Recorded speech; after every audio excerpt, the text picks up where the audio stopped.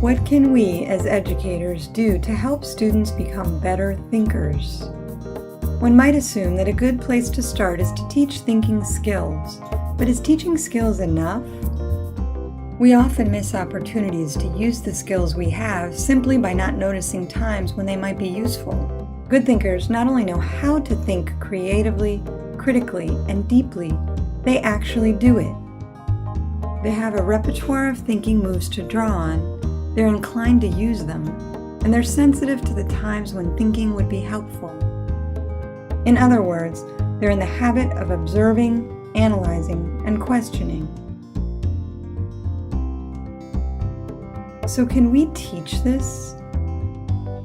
Researcher educators at Project Zero have been exploring this question for many years and think the answer is yes. The thinking routines they have developed as part of their research invite learners of any age to be close observers, to organize their ideas, to reason carefully, and to reflect on how they're making sense of things.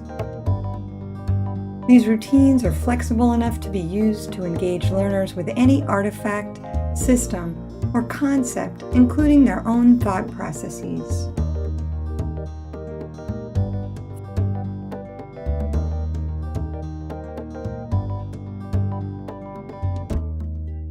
Thinking routines are simple structures, for example, a set of questions or a short sequence of steps that can be used alone or with a group.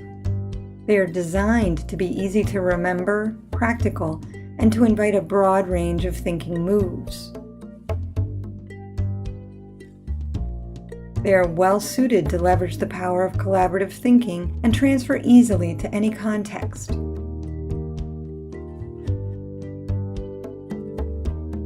You can use them without training or prior experience, figuring out how they work along with your students just by using them.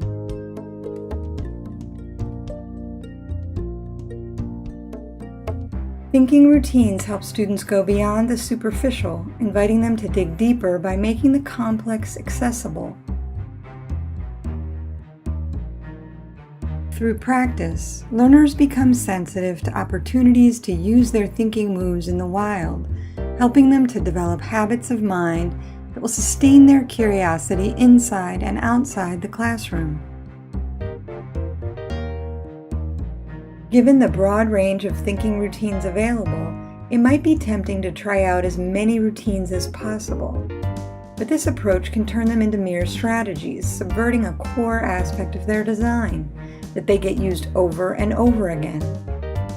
Choosing one core thinking routine, for instance, See, Think, Wonder, and trying it out in as many contexts as possible is more likely to reveal the ways thinking routines can support individuals in developing habits of thinking and groups in developing a culture of thinking together.